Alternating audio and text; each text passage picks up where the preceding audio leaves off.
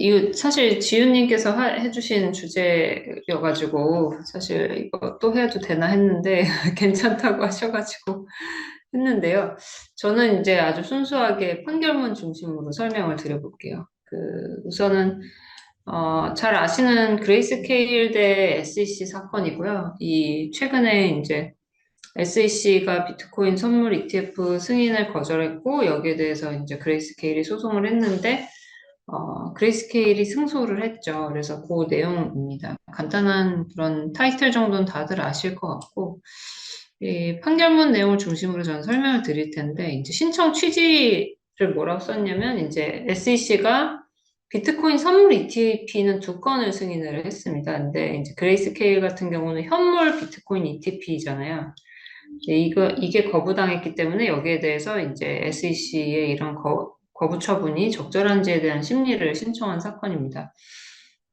조금 설명을 드리면 이제 선물 같은 경우는 비트코인을 실제 사서 거래하는 건 아니고 잘 아시겠지만 이제 사기로 하는 약정이 있고 그러면 이제 일정 시점이 되면 거기에 대해서 이제 매매만 체결이 되는 거고 만약에 이제 그게 가격 변동이 있었다. 내가 이제 이전에 설정한 가격보다 낮아지거나 높아지면 그에 대한 차익만 지급하는 이런 방식인 거고, 현물 ETF가 ETP거든요. 미국에서는 ETP라는 이름으로 이제 상장이 되는데, 이 현물 비트코인을 상장하기 위해서는 현물을 실제 이제 사야 됩니다. 그래서 우리나라에서도 관심 있으신 분들 ETF 같은 거, 이제 투자자 설명서나 이런 거 읽어보시면 알겠지만, 예를 들면 구리 같은 거, 구리 ETF 같은 거는 구리 보관 창고가 증권신고서에 써 있어요. 그래서 투자자 설명서랑 증권신고서에 써 있듯이 이제 이런 실물을 실제 인수를 해야 되는 차이점이 있습니다. 그래서 이게 이제 가장 큰 차이점인데 우선은 이번 SEC에서는 이런 현물 비트코인 ETP 신청에 대해서는 거부를 했습니다. 법원은 이제 결론적으로는 그레이스케일이 심리를 신청한 것이 타당하다라고 이제 인정을 했고, 그리고 이제 SEC가 기존에 이 거부 처분한 것을 취소하는 그런 결정을 내렸죠. 근데 이 부분은 이제 좀 자세하게 설명을 해보겠습니다.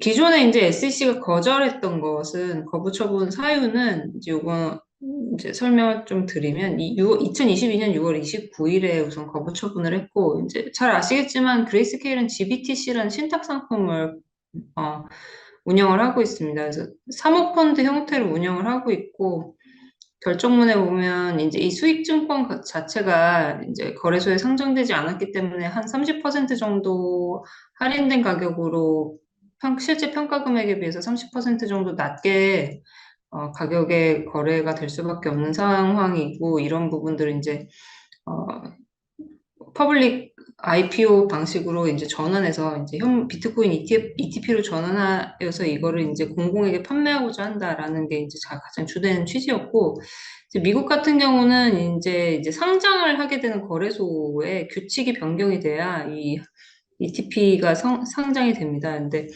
뭐 예를 들면 우리나라에서 KRX의 어떤 거래 규칙이 있다면 그 거래소 규칙이 변경이 돼야 이제 어떤 특정 상품이 상장이 되는데 이 여기서는 이제 그래서 보통 이제 SEC에서는 이런 뭐 여기서는 거래소 이름이 NISE 알카였는데 이 거래소가 보통 신청을 하게 됩니다. 이 거래소가 자기네 내부의 규칙을 변경하게 해달라라고 이제 신청을 하고 SEC는 그걸 거절한 거죠. 근데 이제 NISE 알카가 거절된 가장 주된 이유는 이제 1934년 익스체인지 액트 상에서 이제 중요하게 보고 있는 요건이 하나가 있는데 그게 어떤 상품을 상장하기 위해서는 상품과 관련돼서 사기나 조작이 방지되기 위한 어떤 장치가 필요하다. 근데 이 장치가 제대로 설계되지 않았기 때문에 NISE 알카는 이걸 상장할 수 없다. 그리고 우리는 그 규칙 변경에 대해서 승인해 줄 수 없다라는 게 가장 주된 내용이었고, 어, 그러면 거기서 이제 이 사기 및 조작 행위를 방지하기 위한 그 설계란 게 대체 뭐냐? SEC에서 설명한 걸로는 이제 자기들이 생각하기에는 이제 비트코인이 이제 상당한 규모의 정규 시장에서 거래가 돼야 되고, 이 거래 시장에서는 이 Comprehensive Surveillance Sharing Agreement라고 해서 감시 공유 계약. 그러니까 이제 조작 행위가 방지되기 위해서 어떤 시스템적인 이제 감시를 할 수 있는 그런 계약이 거래소랑 체결이 되어 있어야 되는데 이 부분에 대해서 적절하게 이제 제시가 되지 않았기 때문에 자기들은 이 규칙 변경을 허용해 줄 수 없다라고 하면서 이제 당시에 2022년도에 거절을 한 사안이 있습니다. 그러면 여기서 이제 SEC가 말한 이 두 가지 요건은 두 가지인데요. 이제 구체적으로 따져보면 이 상당 규모의 정규 시장에서 가격이 조작되면 안 된다. 요 두 가지거든요. 근데 우선은 이 상당 규모의 정규 시장이라는 게 어, 감시공유계약과 같은 계약이 체결되어 있는 시장으로서 파생상품 거래가 시장 가격에 우세한 영향을 미치지 않을 정도의 규모인 것이어야 한다. 그러니까 상당히 좀 큰 규모의 거래소여야 하고 이게 가격 조작 행위가 방지될 수 있는 어떤 감시 시스템이 설치가 되어야 한다라는 것이 이제 두 가지이고 이제 보통은 중요 시장에서는 가격 조작 방지를 하기 위해서 감시 공유 계획이라는 걸 체결한다는 거죠. 이 감시 공유 계약이 그런 필수적인 요소냐? 반드시 필수적인 건 아닌데, 그러니까 유일한 방법이라고 할 수는 없지만 대부분 파생상품 상장할 때는 이러한 감시 공유 계약 체결을 해왔고, 만약에 감시 공유 계약 대신에 다른 거를 니네가 쓰고 싶으면 그것이 정말 이제 그 조작행위를 탐지하고 억제하는 데 효과적이라는 것을 신청자가 입증을 해야 된다. 근데 만약에 이거를 입증하지 못했을 때는 그냥 감시 공유 계약 체결해라라는 게 이제 기본적인 입장입니다. 그래서 이제 그 이전에 사실 비트코인 ETF 되게 많이 보셨을 텐데 그때까지 이제 계속해서 감시 공유 계약을 제대로 체결을 해서 내지를 못하다가 이번에 이제 그레이스케일이 굉장히 자신이 있었던 거는 자기들은 CM이랑 감시 공유 계약 체결해서 냈다는 거거든요. 네, 그때 이제 비트코인 선물 ETP 상장을 할 때 이제 CM이랑 감시 공유 계약을 체결해서 이제 그 두 건의 그 ETP는 상장이 됐었고, 그리고 이제 유사한 방식으로 이제 선물 시장에서의 CME에서의 감시 공유 계약을 이번에도 이제 그레이스케일이 체결을 해서 내게 됩니다. 그때 이제 비트코인 자산 가치는 코인데스크의 비트코인 추종 지수를 썼고, 감시 계약은 CM이랑 체결을 해서 낸 거죠. 근데 여기서 이제 가장 중요하게 그러면 이제 그레이스케일은 비트코인 현물 시장에서 이제 비트코인 사서 거래하는 회사이고, 근데 CM이랑 선물 계약에 대한 선물 시장에 대한 감시 공유 계약 체결을 냈으면 이제 실제 비트코인을 사는 시장하고 감시 공유 계약이 체결된 시장이 다르기 때문에 니네가 선물 시장에서의 감시 공유 계약 체결한 거 가지고 현물 시장에서의 가격 조작 행위를 방지할 수 있다는 게 입증이 됐냐라는 질문이 나올 수가 있잖아요. 그래서 거기에 대해서 이거를 극복하기 위해서 그레이스케일은 선물 시장하고 현물 시장 사이에 가격이 상관관계가 있다라는 증거를 제시를 했습니다. 99.9%의 상관관계가 있다. 결국 선물 시장 가격은 현물 시장 가격 기반으로 하고, 그래서 이 선물이라는 거는 이제 예상 결제 가격 기반으로 거래되는 구조인데, 그럼 선물에서 가격 조작이 없다는 건 역으로 현물 시장에서의 가격 조작이 어렵다는 거를 입증하는 거 아니냐. 두 개의 이제 상관관계가 있기 때문에, 그래서 CME에서의 선물 시장에서의 가격 조작 행위 방지 장치만으로도 현물 시장에서의 가격 조작은 방지된다고 우리는 본다라고 하면서 요 CME와의 감시 공유 계약 체결을 해서 낸 거라고 보시면 될 것 같습니다. 근데 이제 그러면 요 점에서는 동일한데 과거에 그럼 위원회는 이 CME에서의 이 가격 조작 행위를 방지하기 위한 감시 공유 계약에 대해서 뭐라고 얘기를 했었냐. 이제 이전에 이미 비트코인 선물 가격이랑 현 선물 시장의 이제 가격 차이에 대해서 이제 선물 시장하고 현물 시장 가격과 관련된 상당히 깊은 연관성이 있다는 거를 선물 ETF 만들면서 이제 이미 한번 결론을 내린 바가 있다고 합니다. 그렇기 때문에 이제 위원회에서는 당시에 제가 생각하기엔 이거 왜 이런 언급이 나왔는지 정확하게 모르겠어요. 근데 이제 사실은 CM이 선물 시장에서의 감시 공유 계약이 있었으니까 선물 계약, 선물 가격에 영향을 미치지 않고 가격 조작이 방지된다는 것 자체는 이미 입증이 됐을 텐데도 불구하고 이에 더해서 선물 시장하고 현물 시장 사이의 가격은 사실상 영향이 굉장히 깊다라는 걸 과거에 이제 선물 ETP 허용하면서 이제 한번 언급을 했던 바가 있었던 거죠.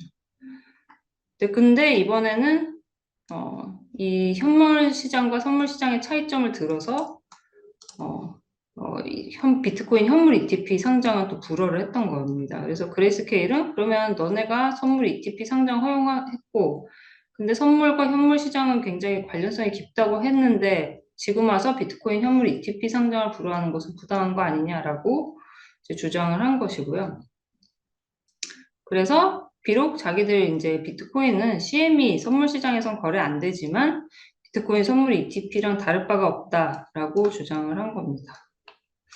SEC는 여기에 대해서 이제 특별한 증거를 내지 않았어요. 증거를 내지 않고 그냥 선물 시장하고 현물 시장은 뭐가 똑같냐. 너네가 거래하는 시장은 현물 시장인데 실제 이제 비트코인 바로 사가지고 이제 사서 바로 콜드월렛에 넣는 그런 이제 거래 관계인데 선물 시장은 이제 지수만 가지고 판단하는 시장이니까 선물 시장 감시 공유 계약이 아니라 현물 시장에 감시 공유 계약이 필요하다라고 했던 거죠. 그래서 현물 시장에서의 사기 적발 능력은 약하다라고 하면서 거절을 했는데 여기에 대해서 우선 법원은 선물 시장과 현물 시장 연관성을 부정하지 않았다. 이제 과거에도 이미 인정한 바가 있다. 그러면서도 선물 시장에서 감시 공유 계약으로는 불충분하다고 했기 때문에 여기에 대해서 충분한 증거를 내지 않아서 SEC는 부당하게 판단한 거다라고 이제 결론을 내리게 됩니다.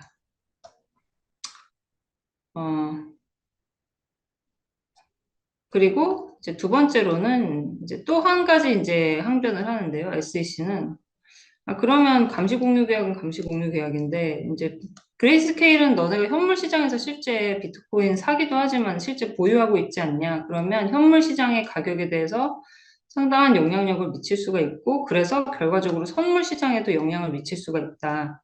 근데 너네가 가격에 대한 영향을 미칠 수 있는 직접적인 플레이어인데 또 그 시장에 대해서 감시 공유 계약을 체결한다는 거 이해상충이 있지 않냐라고 이제 이야기를 한 거죠. 그래서 이 파생상품 거래가 시장 가격에 우세한 영향을 미치지 않을 정도의 규모의 시장으로 볼 수 없다. 그러니까 시장 규모가 생각보다 작기 때문에 너네가 현물 시장에서 비트코인 사면 비트코인 가격이 올라갈 거고 파생상품 시장에서 또 가격이 변동할 거니까 이 규모의 시장은 이 정도의 이렇게 작은 규모의 시장에서 이제 실제로 비트코인 보유하고 있는 주체가 이런 감시공유 계약 체결한다고 해서 조작이 방지되지 않는다라는 주장을 했던 거죠.